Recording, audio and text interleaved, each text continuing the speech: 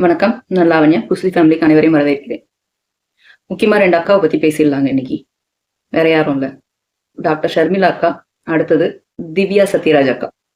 2 பேருக்கும் திமுகவுக்கு விசுவாசமா இருக்கேன்ற பேர்ல தமிழக வெற்றி கழகத்தை அடிக்கிறது தான் குறின்னு நினைச்சுக்கிட்டு வேலை பார்க்குறாங்க. டாக்டர் ஷர்மிளா வந்து ரீசெண்டா ஒரு சேனலுக்கு இன்டர்வியூ கொடுத்திருந்தாங்க.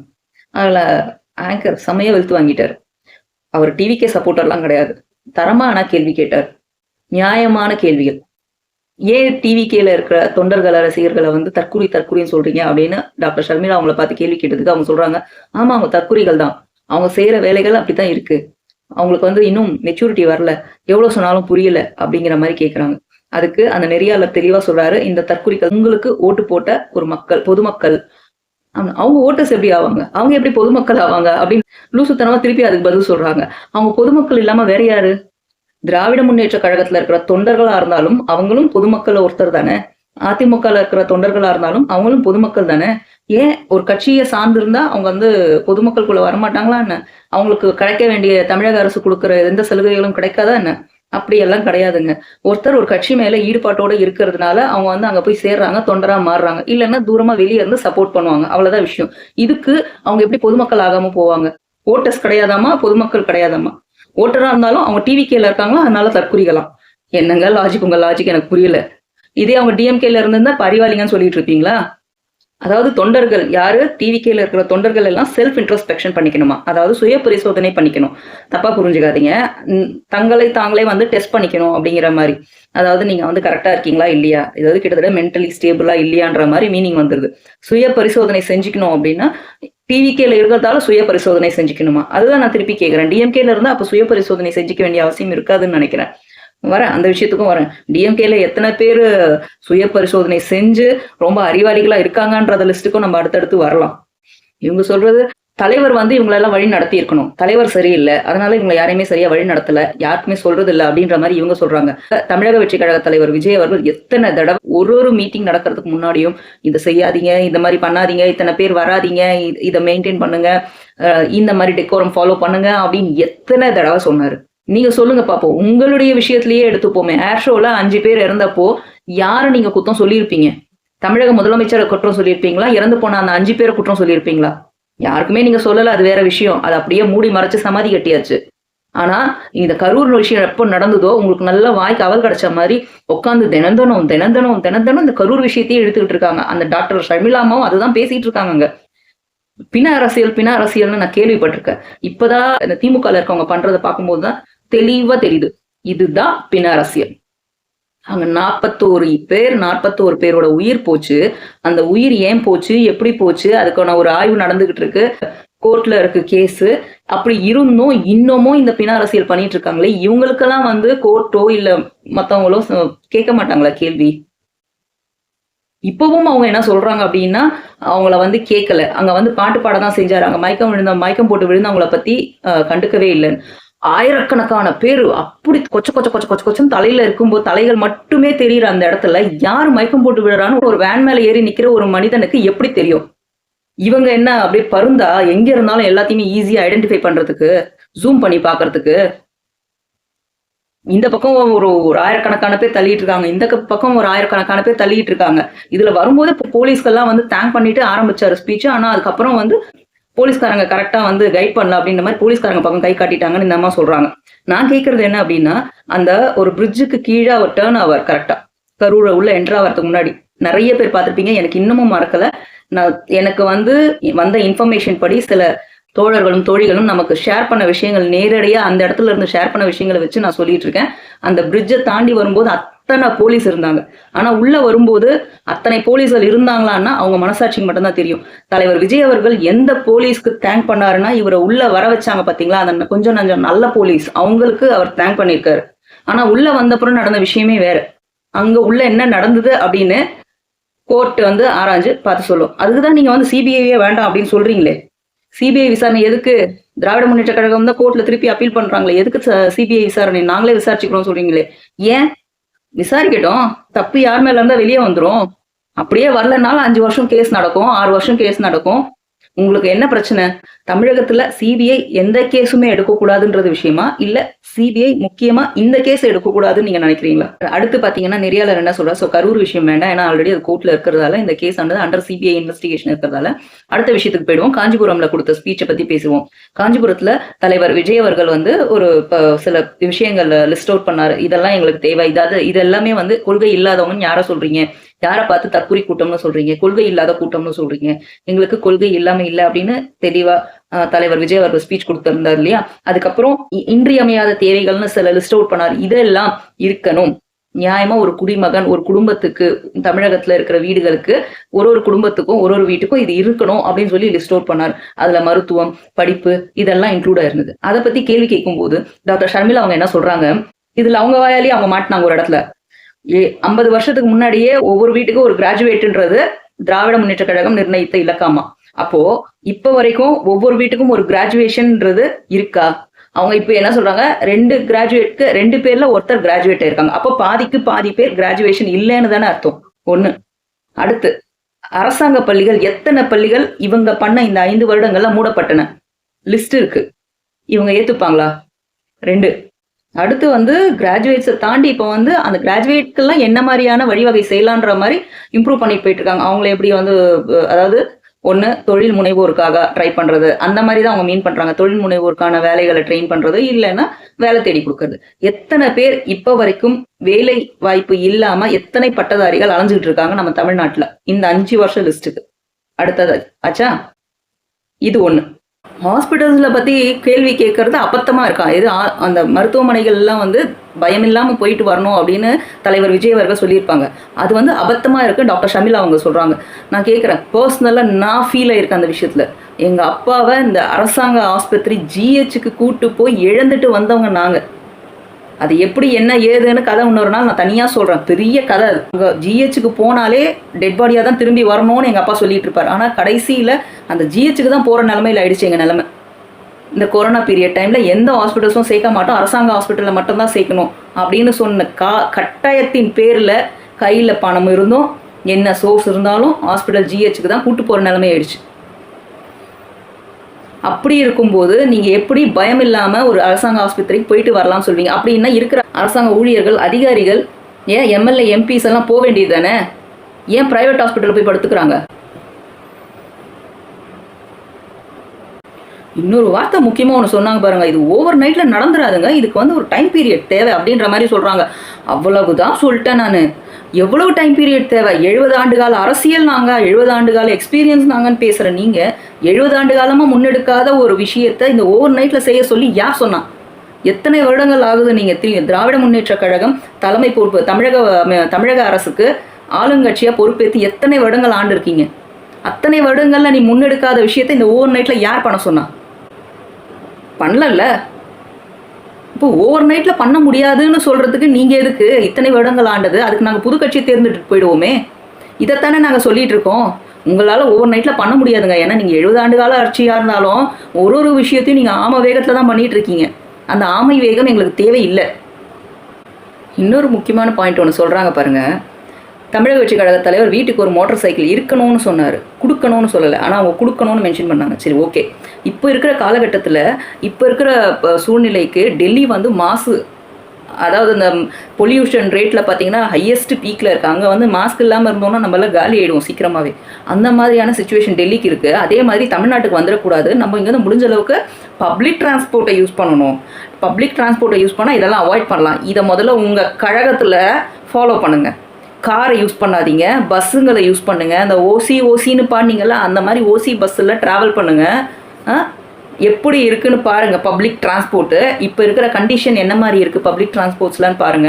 ஷேர் ஆட்டோவில் ட்ராவல் பண்ணுங்க. யார் வேண்டாம்னு சொன்னால் எம்எல்ஏ எம்பிஸ் எல்லாத்தையும் ஷேர் ஆட்டோவில் போங்க, பஸ்ஸில் போங்க. இதெல்லாம் பப்ளிக் டிரான்ஸ்போர்ட் தானே. ஒரு நாள் ட்ரை பண்ணி பாருங்க. யாராவது ஒருத்தர் ஒரு நாள் நாங்கள் இதை தியாகம் பண்ணுறோம், இங்கே இருக்கிற சுற்றுச்சூழலை நாங்கள் காப்பாற்றுறதுக்குன்னு இறங்கி வாங்க உங்கள் ஆளுங்கட்சி சைட்லேருந்து. முன்னெடுங்க. இந்த மாதிரி புது விதமான முயற்சிகளை முன்னெடுக்க வேண்டியது தானே. வெறும் வாய் வார்த்தையாக தான் பேசிகிட்டு இருப்பாங்க. தவளை தாவாயால் கெடும் சொல்லுவாங்களே, அந்த மாதிரி இந்த அவன் கெடுத்துக்கிட்டாங்க. என்ன சொல்கிறாங்க, வெறும் 12 விஷயங்களை சொல்லிட்டு இது ப்ரிவியூ மாதிரி நாங்கள் பின்னாடி எக்ஸ்பிளைன் பண்ணோம், இதெல்லாம் ஆடியோ லான்ச்சான்னு கேட்குறாங்க. எதுவுமே சொல்லலை என்ன வேண்டியது. ஒன்று நாங்கள் இதெல்லாம் பண்ண போகிறோம், ஜஸ்ட் ஒரு கிளிம்ஸ் கொடுக்குறோம், இப்போதைக்கு இதை தெரிஞ்சுக்கோங்க, இன்னும் போக போக இதை மேம்படுத்தி நாங்கள் எலாபரேட் பண்ணி சொல்கிறோம்னு சொல்கிறாரு. ஆனால் அதுக்கும் பொறுப்பு, அதையும் ஏற்றுக்க முடியல. உடனே வந்து அது ஒத்துக்க முடியாது, இந்த கோட்டெல்லாம் அழிங்க அப்படிங்கிற மாதிரி ஒரு ரீசனை சொல்கிறாங்க. அடுத்து ஒரு விஷயத்த சொன்னாங்க பாருங்க, அதான் இருக்கிறதுலையே காமெடி. கோயம்புத்தூர்லேயே மதுரையிலேயே மெட்ரோ ரயில் வரவே இல்லையே, இதுக்கு ஏன் அவர் குரல் கொடுக்கவே இல்லைன்னு. அதான் நல்லா மொக்க வாங்கிட்டீங்களே கோயம்புத்தூரில் நீங்கள் பண்ண பிரச்சனைக்கு.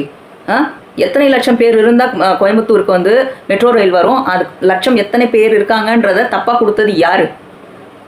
அதுவும் எப்போ கொடுத்தீங்க? இது அப்படியே புட்டு வச்சுட்டாங்க பிஜேபி சைட்லேருந்து. அதுக்கு ஒரு பதில் கிடையாது. வெறும் மெட்ரோ ட்ரெயின் வரல, இதுக்கு காரணம் நாங்கள் கேட்டோம், மெட்ரோ ட்ரெயின் கொடுக்கல, இதுக்கு காரணம் பிஜேபின்னு சொல்லிட்டு போகிற நீங்கள், அதுக்கு முக்கியமான ஆரம்ப புள்ளியே நீங்கள் தான் வராததற்குன்றது வெளியே சொல்லிக்க மாட்டீங்கல்ல. மக்கள் ஜனத்தொகை இவ்வளோக்கு மேலே இருந்தால் தான் அங்கே மெட்ரோ ட்ரெயின் வரும். ஏன்னா அங்கே இருக்கிற மக்கள் எல்லாமே முடிஞ்ச அளவுக்கு பப்ளிக் டிரான்ஸ்போர்ட் காரை யூஸ் பண்ணிக்கிறாங்க, அந்தளவுக்கு கம்மியாக தான் இருக்காங்க. அங்கே மெட்ரோ ட்ரெயின் விட்டாலும் லாஸில் போகும். நம்மளுக்கு கொடுத்துருக்கு, நம்ம தமிழ்நாடு சைட்லேருந்து கொடுத்துருக்குற ஜனத்தொகை கம்மியாக கொடுத்துருக்காங்க. அவங்க வச்சுருக்கிற ஒரு கோட் வச்சுருப்பாங்க, மெட்ரோ ட்ரெயின் வரணும்னா இந்த ஊரில் இத்தனை லட்சம் மக்கள் இருக்கணும் அப்படின்னு. கொடுத்தது இவங்க கம்மியாக கொடுத்துட்டு மெட்ரோ ட்ரெயின் கேட்டால் எப்படி கொடுப்பாங்க? அது வந்து கொடுத்தது 10 வருடங்களுக்கு 5 வருடங்களுக்கு முன்னாடியான ஜனத்தொகை கணக்கெடுப்பு. இப்போ இது கிடையாது ஃப்ரெஷ்ஷாக. அப்போ இவங்க என்ன பண்ணியிருக்கணும், இப்போ ஃப்ரெஷ்ஷாக எடுத்து கொடுத்துருக்கணும். இப்போ ஜனத்தொகை ஏகப்பட்ட பேர் இருப்பாங்க கோயம்புத்தூரில், ஆனால் எடுத்து கொடுக்கல. குறை சொல்கிறதுக்கு மட்டும் வாயை தூக்கிட்டு வரவங்க தான் இந்த கட்சியில் இருக்கிறவங்க. இவங்களுக்கெல்லாம் கவலை என்ன தெரியுமா? தமிழக வெற்றி கழக தலைவர் விஜய் அவர்கள் தற்சமயம் என்ன பிளான் வச்சிருக்காரு மக்களுக்கு, அது தெரிஞ்சுக்கணுன்ற ஆர்வம் தான் இவங்களுக்கு. அது தெரிஞ்சால் மட்டும்தான் இவங்க வந்து அதுக்கேற்ற மாதிரி இந்த சொல்லுவாங்கல்ல காப்பி அடிக்கிறதுன்றது, இல்லைன்னா அதை வந்து எலாபரேட் பண்ணி நாங்கள் கண்டுபிடிச்ச திட்டம் அப்படின்னு சொல்லணும்ல. புதுசாக ஏதாவது வச்சுருப்பானோ, ஏதாவது மக்களை கவர்றதுக்கு புது திட்டங்கள் ஏதாவது வச்சுருப்பாங்களோ, முதல்ல அதெல்லாம் வெளியே கொண்டு வர வைக்கணும். அதை நம்ம செஞ்சோன்னு சொல்லி நம்ம முன்னாடியே செஞ்சிடணும், அவங்க ஆட்சிக்கு வரதுக்கு முன்னாடியே நம்ம செஞ்சிடணும். இப்படியெல்லாம் பிளான் ஓடுது போல இருக்குது. அதனால தான் என்னன்னு சொல்லுங்கள், திட்டங்கள் என்னன்னு சொல்லுங்கள், என்ன பண்ண போகிறீங்கன்னு சொல்லுங்கடா. ஏன் அவர் வந்து ஆட்சிக்கு வந்தப்புறம் தான் அந்த நலத்திட்டங்களை செய்யட்டுமே, உங்களுக்கு ஏன் அப்படி மூக்கு வேர்க்குது? அது என்னன்னு தெரிஞ்சுக்கிறது இல்லை. இந்த பக்கத்துல எல்லாம் இப்போ தெரியாமல் நம்ம ஒருத்தங்கிட்ட சொல்லிட்டோம்னு வச்சுக்கோங்களேன், ஒரு சீக்ரெட் இருக்குது, நான் சொல்கிறேன், கொஞ்சம் நேரம் கழிச்சு சொல்கிறேன், நான் நம்ம அது என்ன சீக்ரெட் சொல்லுங்க அப்படின்ற மாதிரி. அந்த மாதிரி தான் திராவிட முன்னேற்ற கழகத்தில் இருக்கவங்க எல்லாருக்கும் மூக்கு வேர்த்துக்கிட்டே இருக்கு. நேரமும் என்னமோ பண்ணுறாங்க, என்னன்னு பண்ணுறாங்கன்னு தெரியல. தெரிஞ்சுக்கணும் சொல்லுங்கள். அதாவது இதெல்லாம் சொல்ல வைக்கிறதுக்கு இதெல்லாம் பிளான். தெரியல அப்போ நீங்கள் தற்குறிகள், சொல்லலைல்ல அப்போ நீங்கள் தற்குறிகள். ஓகேவா? உஷாராக தமிழக வெற்றி கழகத்தில் இருக்கிற தொண்டர்களாக இருந்தாலும் சரி, ரசிகர்களாக இருந்தாலும் சரி, உஷாராக இருந்துக்கோங்க. யாராக இருந்தாலும் இவங்க மாதிரி ஆளுங்க கையில் மாட்டிங்கன்னா பிரெயின் வாஷ் பண்ணி நம்மளை வந்து தின்னிட பார்ப்பாங்க. சரி, அடுத்த நிகழ்வுக்கு போயிடுவோம். திவ்யா சத்யராஜ் அவர் பெரிய பெரிய சாதனைகள்லாம் செஞ்சாங்க மக்களுக்காக, அவ்வளோ முன்னெடுத்துட்டு இப்போ வந்து திராவிட முன்னேற்ற கழகத்தில் சேர்ந்துருக்காங்க. அவங்க ஒரு மேடையில் பேசுகிறாங்க, அந்த காமெடியும் நம்ம பார்ப்போம். அதில் வந்து ஸ்டார்டிங்கே வந்து நான் சிரிச்சிட்டு இருந்தேன். திவ்யா சத்யராஜ் அவர்கள் வந்து அந்த சால்வையை வந்து எடுத்துகிட்டு போயிட்டு அமைச்சர் சேகர் பாபு அவர்கிட்ட கொடுக்குறாங்க. அவர் வாங்குற மாதிரி வாங்கிட்டு இப்படி கையை தட்டி, அதனால தெரியும், கையை தட்டி போத்தி விடுங்க அப்படின்னு கேட்குறாரு. வாட்டடாக போத்தி விடுங்கன்றாரு. அவங்க போத்தி விட்டதுக்கப்புறம் அதை அப்படியே செக்யூரிட்டி பின்னாடி எடுத்துக்கிறாரு. இதெல்லாம் ஒரு பொழப்பு, தலையெழுத்து. அடுத்து ஆரம்பிக்கிறாங்க பேச்சை. ஓகேவா? இதில் இவங்க என்ன நினச்சிட்டு மேடை ஏறினாங்கன்னு தெரியல. இவங்களை தன்னைத்தானே வந்து ஏதோ ஒரு ஃபோபியா இருக்கும் போல இருக்குது. தன்னைத்தானே ஏதோ ஒரு சாதிச்சுட்ட பெரிய இமாலய வெற்றி, எவரெஸ்ட் வெற்றியை தாண்டின அளவுக்கு ஏதோ பெரிய சாதனையை செஞ்ச மாதிரி விஜய் அவர்களோட கம்பேர் பண்ணுறாங்க இவங்களை. அது என்னன்னு பார்த்தீங்க அப்படின்னா, நான் வந்து இங்கே வந்து வரும்போது தமிழர் பிரசன்னா அவர்கள், அவர் தமிழ் பிரசன்னா ஒரு பேச்சாளர் இருக்கார் இல்லையா, அவர் பேர் கூட எனக்கு கரெக்டாக ஞாபகம் இல்லை. அவர் பேசுகிறாரு, அவர் வராருன்னு தெரிஞ்சதும் பாயிண்ட்ஸ் எடுத்து பேசணும்னு நினைச்சார். புதுசாக கட்சி ஆரம்பித்த சில பேர் எழுதிக்கிட்டு வந்து எல்லா பாயிண்ட்ஸையும் எழுதிட்டு வந்து அதையும் தப்பாக படித்து சத்தமாக கத்தி பண்ணால் மட்டும் வேலை நடந்துடாது, படிக்கிறதால மட்டும் ஆகாது, இதை வந்து செயல்படுத்தணும் அப்படிங்கிற மாதிரி மென்ஷன் பண்ணுறோம். தமிழக வெற்றி கழகத்துக்கு பொறுத்த வரைக்கும் தலைவர் விஜய் அவர்கள் என்ன செய்யணும்னு நினைக்கிறாரோ அதை ரத்ன சுருக்கமாக பேசிட்டு போகிறார். மிஸ்டேக்ஸ் இருக்கதாங்க செய்யும், இருக்காதுன்னு நான் சொல்ல மாட்டேன். எவனுமே nobody is perfect in this world. ஓகேவா?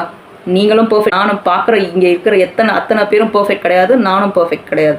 தவறுகள் நடக்கத்தான் செய்யும். நீங்கள் வெறும் இந்த எழுத்துக்களை வச்சு ஒரு பர்சனை வந்து ஜட்ஜ் பண்ணுறீங்க அப்படின்னா உங்களுடைய அறிவுத்திறன் அவ்வளோதான் நான் நினச்சிப்பேன். அடுத்து அந்த அறிவுத்திறனை ஒரு பக்கம் அப்படி நீங்கள் யோசிக்கிற ஆளுங்களா இருந்தால் உங்களுக்கு முதுகுக்கு பின்னாடி எத்தனை பேர் தப்பாக படித்தவங்க இருக்கா. ஒரு குழந்தையோட மார்க்கை தப்பாக சொல்கிறது யாரு? ராகுல் காந்திக்கு ராஜீவ் காந்தின்னு சொன்னது யாருன்றதெல்லாம் போய் கொஞ்சம் ஹிஸ்ட்ரியை கொஞ்சம் புரட்டி பார்த்துருங்க. திவ்யா சத்யராஜ் அவர்களை பொறுத்த வரைக்கும் அவங்க டவுனாக இருந்த டைமில் கலைஞர் அவர்களுடைய வரி கேட்டு மோட்டிவேட் ஆனதாக சொல்கிறாங்க. அதே போல் நீங்கள் வந்து சீனியர் பர்சன், ஒரு 40s இருக்கலாம், ஓகேவா, 40s டச் பண்ண பர்சனாக இருக்கலாம், மேபி தெரியல.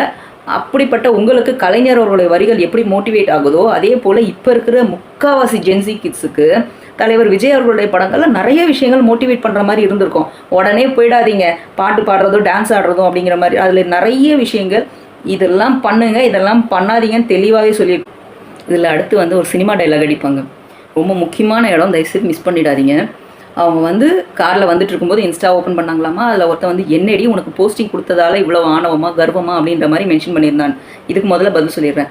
என்னோட இன்ஸ்டாக்குள்ளே வந்து பார்த்தீங்கன்னா தெரியும், நம்ம வந்து தமிழக வெற்றி கழகத்துக்கு சப்போர்ட் பண்ணுறோன்றதுக்காக அந்த கட்சிகளில் இருக்கவங்க எத்தனை பேர் கேவலமாக போட்டிருக்காங்க கமெண்ட்ஸ்ன்னு போய் பார்க்க சொல்லுங்கள். உங்களை கம்பேர் பண்ணும்போது எங்கள் கிட்ட இருக்கிற தம்பிகள் ரொம்ப ரொம்ப ரொம்ப பெட்டர். நான் இல்லைன்னு சொல்லவே மாட்டேன். அத்தனை பேரும் பெண்களுக்காக நிற்கிறவங்க, பெண்களை மரியாதையாக நடத்துகிறவங்க தான் நான் அடித்து சொல்லுவேன். அது ஒரு டைலாக் சொல்கிறாங்க, இங்கே சேர்ந்த ஒவ்வொரு நாளும் ஒவ்வொரு நிமிஷமும் ஒவ்வொரு நொடியும், எது அஜித் பட டைலாக், அது பார்த்துட்டு வந்து தான் இது பேசுகிறாங்கன்னு. அடுத்து ஒரு டெஃபினேஷன் சொல்கிறாங்க, ரொம்ப ரொம்ப முக்கியமான விஷயம், மக்கள் எல்லாம் தெரிஞ்சுக்க வேண்டிய விஷயம் என்ன தெரியுமா? யார் அருமையான தலைவர்? மேடை ஏறி பாட்டு பாடுறவர் தலைவர் கிடையாது. அப்போது உதயநிதி ஸ்டாலின் அவர்கள் பாட்டு பாடல, சரி. அடுத்தது வந்து திரையில் வந்து டான்ஸ் ஆடுறவர் தலைவர் கிடையாது. உதயநிதி ஸ்டாலின் அவர்கள் சினிமாவில் நடித்து பாட்டு பாடி டான்ஸ் ஆடலையா? சரி.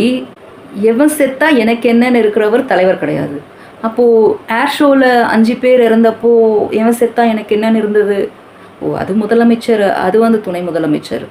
உதயநிதி ஸ்டாலின் அவர்கள் கிடையாது. கடைசியாக ஒரு பஞ்சு, லாஜிக்கே இல்லாமல் பேசுகிறவர் தலைவர் கிடையாது. துபாய் பயணத்தை கேன்சல் பண்ணிவிட்டு தேவைன்றப்போ ஓடி வந்தவர் தான் தலைவர். எப்படி வந்து ஃபோட்டோ ஷூட் பண்ணிவிட்டு 1 hour இருந்துட்டு கிளம்பி போனது தானா? ஓகே, இதுதான் அருமையான தலைவருக்கான டெஃபினேஷன் போல இருக்குது. தெரிஞ்சுக்கோங்க மக்களே. ஏன் செந்தில் பாலாஜி அவர்கள் அந்த துயரமான சம்பவம் நடந்தப்போ உடனே வந்தார்? ஏன்னா அவர் வந்து எஃபிஷியன்சி மிக்க தலைவர். இவங்க சொல்கிறதுப்பா, நான் சொல்லலை. இந்த எஃபிஷியன்சி மிக்க தலைவர் மற்ற விஷயங்கள் எங்கேயுமே வெளியே வரல. எப்போ வந்து தன்னுடைய ஏரியாவில் வந்து தனக்கு ஆப்போசிட்டாக ஒருத்தவங்க வந்து பேச்சு கொடுக்குறாங்க, தனக்கு எதிராக பரப்புரை பண்ணுறாங்க அப்படின்னு நடந்தப்போ அப்படி வந்துட்டாருங்க. அடுத்தது பார்த்திங்கன்னா அன்பில் மகேஷ் அவர்கள், அந்த மகேஷனை அழுதது மக்கள் மேலே இருக்கிற கருணையை காட்டுதாமா, அவருக்கு அதைத்தான் காட்டுதாமா அவருடைய கண்ணீர். அப்போ அதுக்கு முன்னாடி கள்ளக்குறிச்சியில் இருந்தவங்க, ஏர் ஷோவில் இருந்தவங்க, இப்போ சமீபமாக இல்லை அவங்கெல்லாம் மக்கள் கிடையாதுல்ல பா. அதெல்லாம் இங்கே எங்கேப்பா நடந்தது? அதெல்லாம் வந்து நார்த் சைடு நடந்ததுப்பா, நம்ம தமிழ்நாட்டிலேயே நடக்கலையேப்பா. தெரிஞ்சிருந்தால் அடுத்த நிமிஷம் ஓடி போய் நின்றுருப்பாங்களேப்பா இவங்கெல்லாம். என்ன நீங்கள் பேசுகிறீங்க? எவ்வளவு கரெக்டாக திவ்யா சத்யராஜ் அவர்கள் பேசுகிறாங்க. இவங்க 2 பேர் இன்னும் பேசிக்கிட்டே தான் இருப்பாங்க. ஸோ இந்த அந்த நிகழ்ச்சி மூலமாக இவங்க கிட்டேருந்து வெளிப்பட்டது பூராவே வெறும் மொக்கையான பதில்கள் மட்டும்தான். இவங்க வந்து நம்ம திராவிட முன்னேற்ற கழகத்தில் இருக்கிற தொண்டர்களை தற்குறிகள்னு சொல்கிறாங்க. முக்கால்வாசி அதில் தற்குறியாக மாறினது இவங்க மட்டும். எவ்வளவு பெரிய தற்குறிக்களாக இருக்காங்க அப்படிங்கிறது பார்க்கும்போது ரொம்ப பிரமிப்பாக இருக்குது. தயவுசெய்து அந்த கட்சியில் இருக்கவங்க அவங்கள கூப்பிட்டு உட்கார வச்சு ஒரு வாரம் கிளாஸில் 10 நாள் இன்னும் கிளியராக கிளாஸ் எடுத்து இன்டர்வியூஸ்க்கெலாம் அனுப்புங்க, அந்த மேடை பேச்சுக்கெல்லாம் அனுப்புங்க. இதில் இவங்க அந்த சேகர் பாபு ஐயா தனியாக புகழ்ந்து பாடினாங்க, அது வந்து இன்னொரு நாள் நம்ம பேசிக்கலாம். மேலும் பேசுவோம். நன்றி, வணக்கம்.